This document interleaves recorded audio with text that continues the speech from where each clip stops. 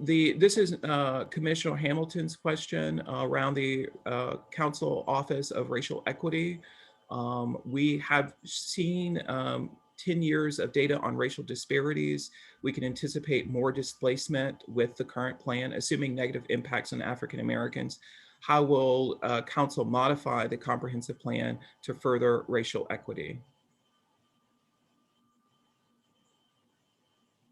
Well, I want to say two things. First of all, we are looking at the language that the Office of Planning sent over with an eye toward whether it is sensitive enough to the issue of racial equity. It was filed with the council in April. And as you know, the nation has had some awakening since George Floyd's murder. And so the language was not as sensitive as it needs to be. So we are making some changes in that regard. That's the first point I want to make. The second point I want to make is that the plan is, how do I want to put this? The plan is a guide for, in terms of land use development or redevelopment. The part of that is how we ensure that communities of color and minority groups are not, and low income groups are not negatively impacted. But the latter is really a function of programming, and the plan is not a program. So, for example, we can provide economic assistance to small businesses east of the river. We can try to reduce the affordability burden for low income individuals, but we do that through tax relief or through rental assistance programs. So the programs are separate from the plan itself.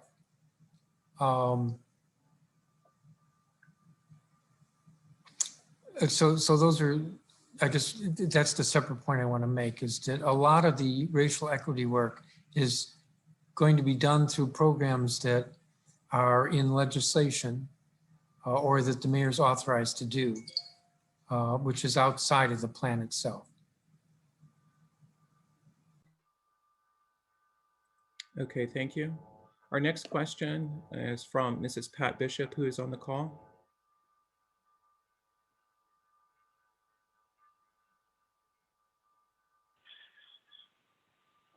Good morning, everyone. Good morning. Southwest Navy Yard and other areas in Ward 6 have already seen similar patterns of displacement and gentrification. Yet you have said that you will follow the council ward member for the comprehensive plan. Are you basically saying that Black residents can expect more of the same? Ward 6 Council Member Charles Allen has not fundamentally changed on his position on the development.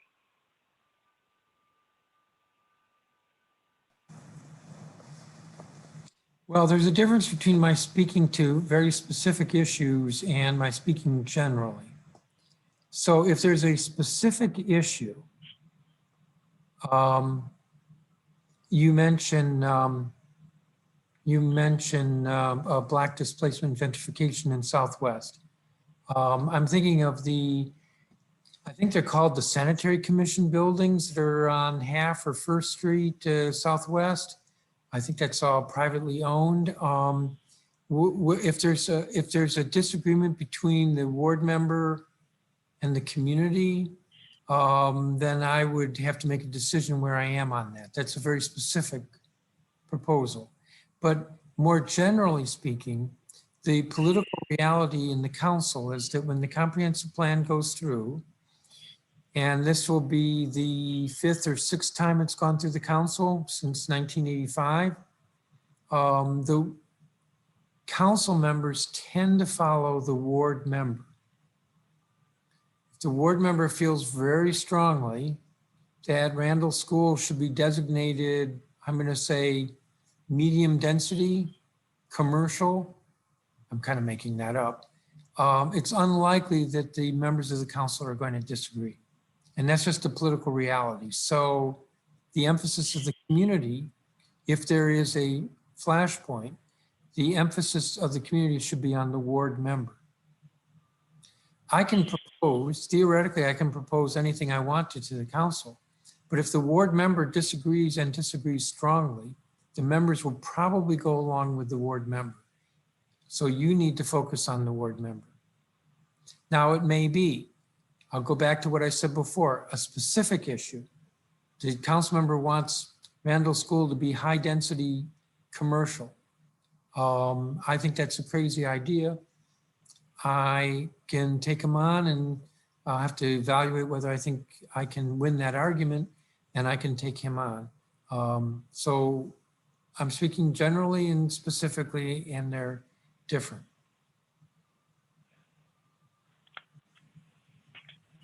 Thank you. Thank you. Okay, now we're going to go to Mrs. Linda Brown, who's on the call.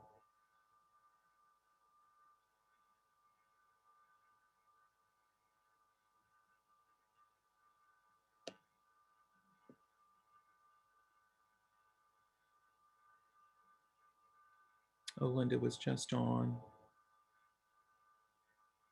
Okay, Adone, you're next. Good morning.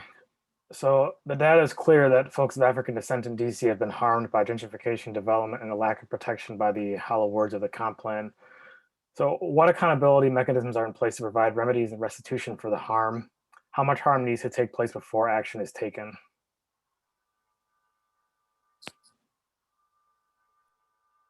Well, this may sound like a weird answer to you, but say more about what the harm is. If the harm is that individuals move to Prince George's County, I'm not saying that's a wonderful thing, but I don't know how we would remedy that harm.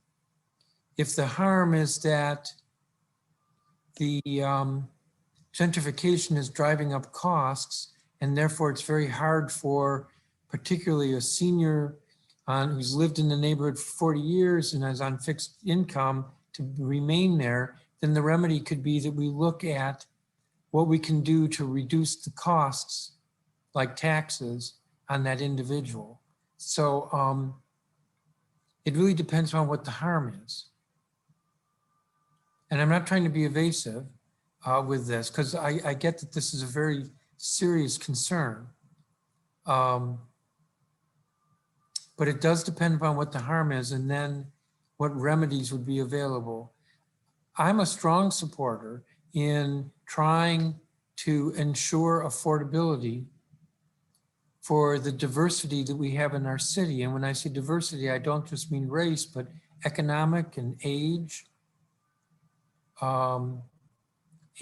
So where there are burdens that are being placed on residents that work against that diversity, maintaining that diversity, I'm for sure interested in looking at what remedies are available. Usually the remedies are through economic mechanisms like what the tax burden is. Let me say something else though, because I think this question is in part a reaction to the development pressure for more residential. Where I see displacement occurring in communities, it's mostly with new residential. Our city was growing at about, I'm going to say 10 to 15,000 people a year until a few years ago.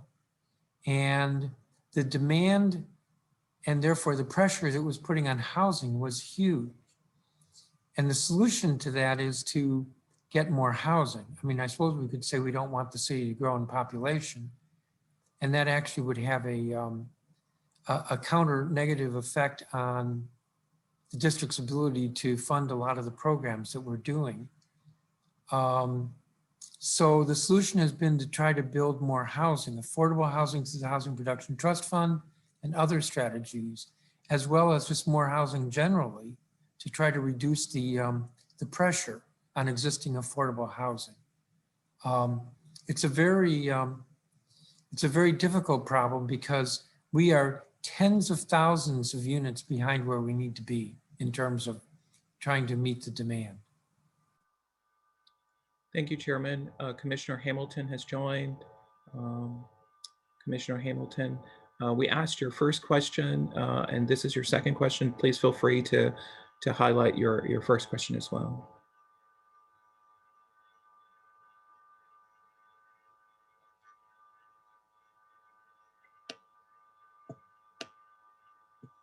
Rhonda, are you with us?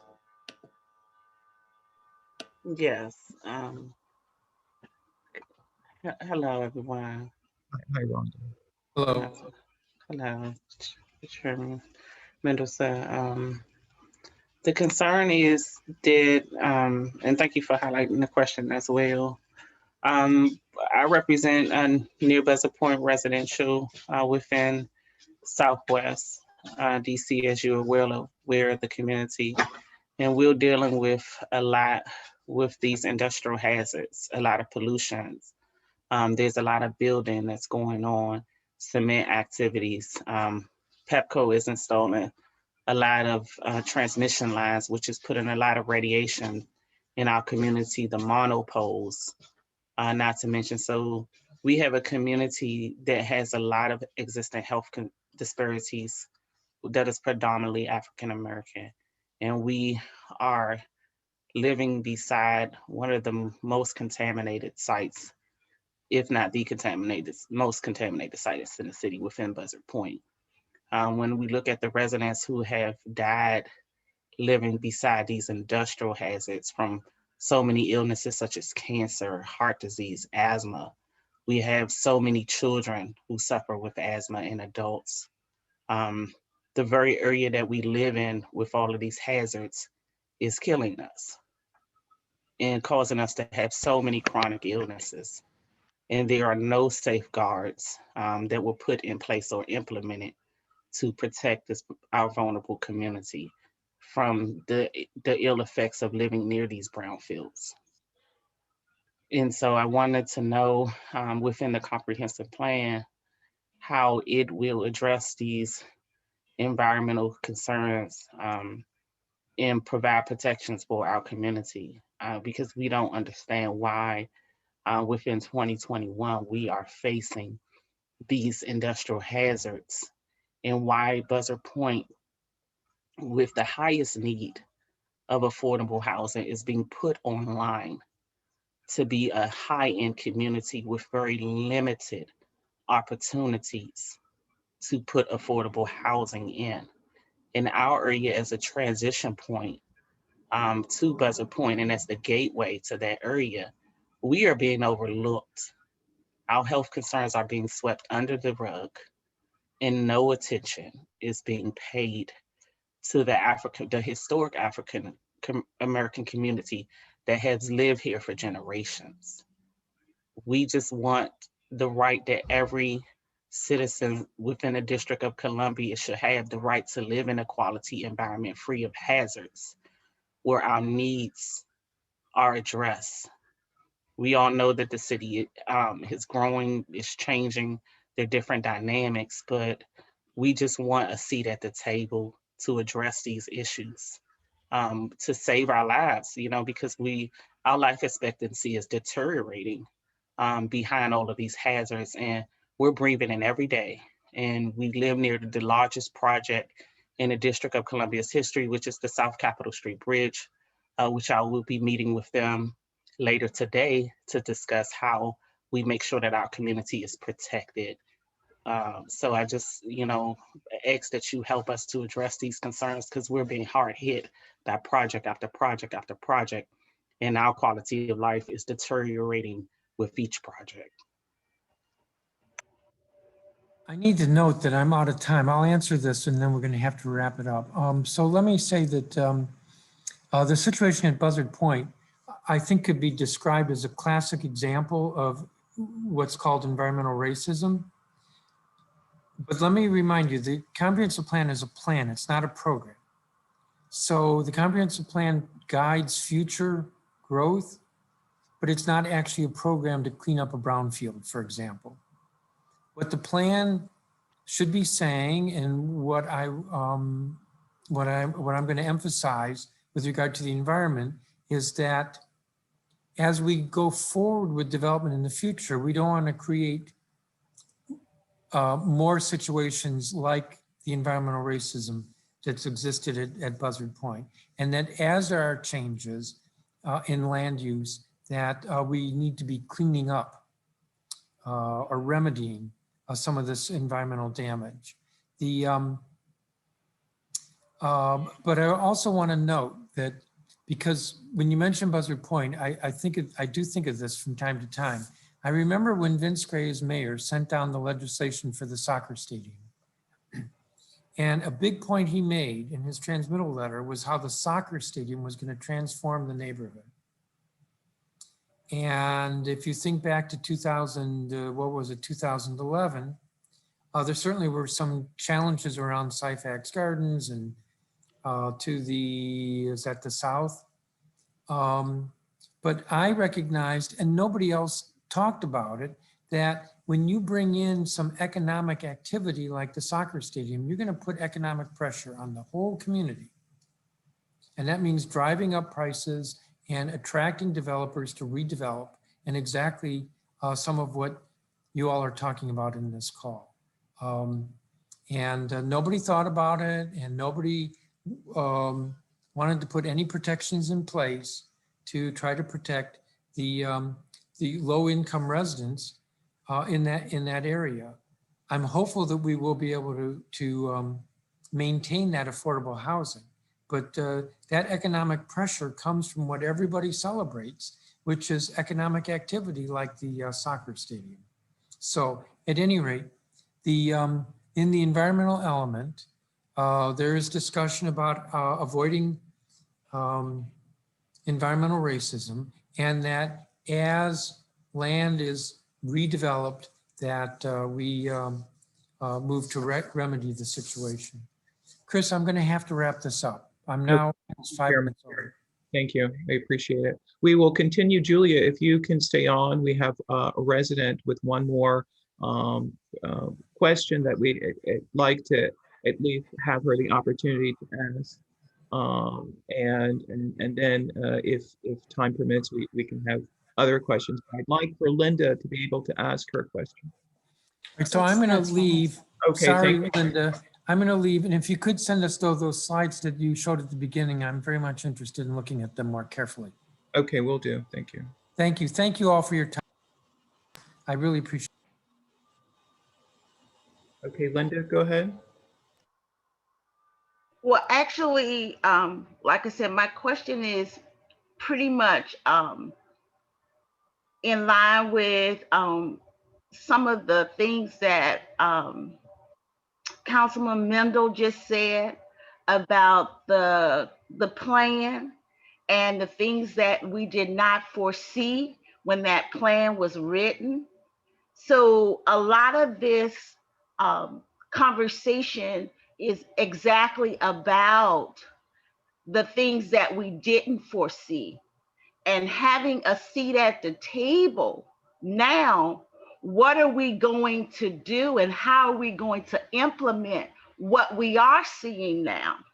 How is that? How are we going to move forward with that? Because we are living these conditions that we're speaking of. So our life is a day-to-day process. We don't have the luxury of moving forward with a lot of talk. We need to understand how are we going to implement these things in an equitable way. If we're talking about equity, where is the equity in these plans going forward? How do we as residents of the district have equity in these housing that, or these plans that you're proposing with these developers, where's the equity in our position or residents, how to keep them there? Where's our equity? How do we maintain our community in the face of what is happening now? And so as we begin to have all these discussions about equity, where do we discuss the equity of the residents that are living here? What is the equity in these developments that they're going to have? Where's their seat at the table permanently? That's my concern. And that's pretty much my question, is that if we're talking about all of these things, then where is the equity for us now moving forward? Okay. Well, and I'm trying to, it's Miss Hamilton, correct?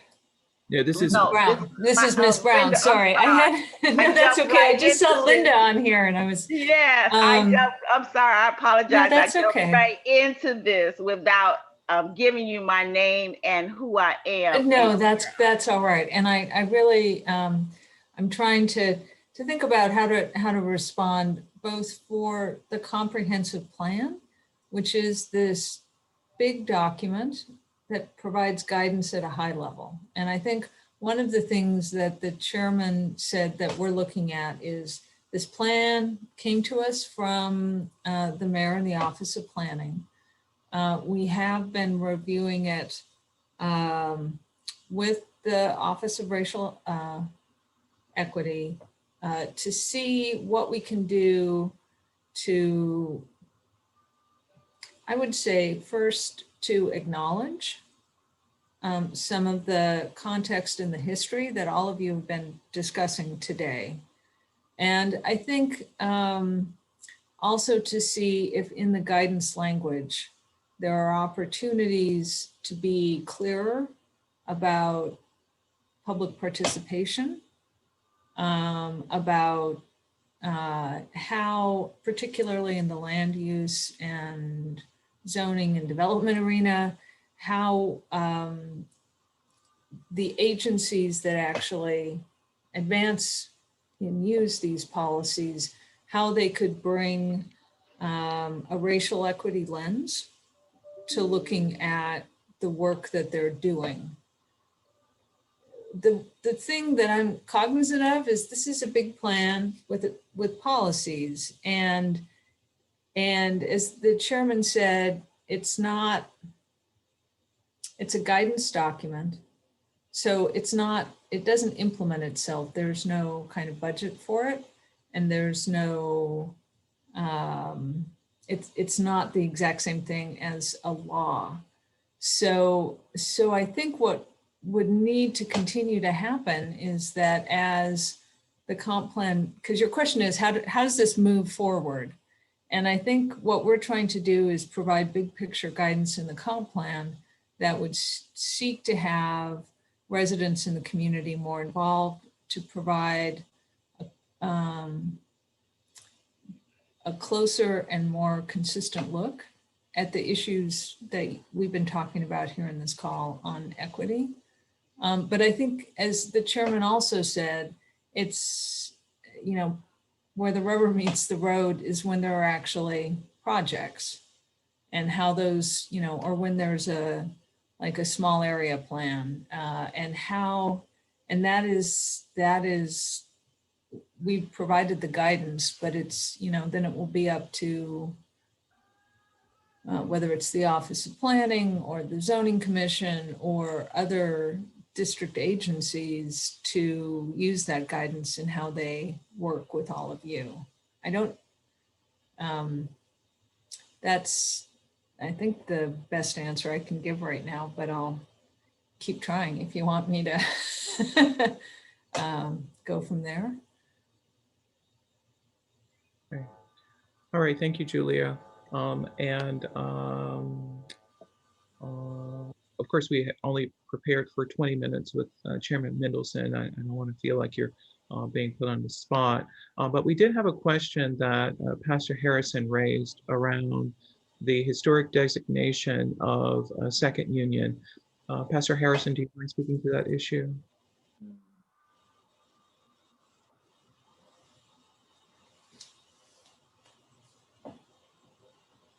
While he's coming online, if I could say, I know, Chris, that in the last month or so, you've also sent comments through the Grassroots Planning Coalition regarding the environment element. And I haven't received a final, what I received from them was their kind of early draft, and I never received a final draft. So if there's a more up-to-date version, I do have what you sent previously, and I wouldn't mind seeing it again if you want to send it along. In fact, we just posted the final to our website, so I'll send you that link. Yeah, when it's kind of, yeah, but you know, I think the particular questions, and that gets to what some of the other folks on the call have talked about, I think would be helpful to. Pastor Harrison? Yes, I'm sorry, Chris, I was on mute. Can you hear me now? Yes. Yes. Thank you. Thank you so much. Good morning to all. I was mentioning to Chris earlier, about 3 years ago, Second Union Baptist Church petitioned the Office of Planning for historical designation for the church building. It was built in 1887, the first cornerstone, second cornerstone, 1953. We are the second church that has been occupied there at that location, 1107 Delaware Avenue Southwest, and we were denied historical certification for the reason that the Office of Planning said we, Second Union Baptist Church, had not been there as an entity for 50 years in that dwelling. And I thought it was the building and not the organization that was within the building. That's my question. I would also add, Julia, that this is one of the few historic pre-urban renewal buildings in Southwest, and every other building has received historic designation that I'm aware of, at least. This was news to me. I had not known. I have to say, I really don't know any of the details on that. I'm happy. Can you give me the address again? Just so you said it was on Delaware Avenue. It was Certainly. 1107. 1107. Okay. Delaware Avenue Southwest. All right. I mean, this might be something, and I'm happy to call up the Office of Historic Preservation and get a better understanding, and maybe that's something that they can follow up and maybe, because I don't have any background on that request, so I can't say anything right now, but I'm happy to check with them and try and understand what the conditions were around that. Thank you. Appreciate that. Okay. And do I have, should I go, Chris, through you, or do I have Mr. Harrison? Yeah, I'll share Pastor Harrison's email. Pastor Harrison, excuse me. Yes, that would be helpful. So I can get back to you on that. Okay, great. All right, well, thank you all very much. If you are on this call and you have questions that you would like for us to forward on, please email me, and in my response to Chairman Mendelson and Julia, I will include those questions. But really, thank you all for your time. Part of my rush actually is I've got to go teach, and so thank you all very, very much, and especially my hat off to all of our speakers today. Okay. Thank you very much. It was very much appreciated. Thanks. Inviting. Bye-bye. Yeah. Thank you. Bye. Have a good one. Okay, thank you.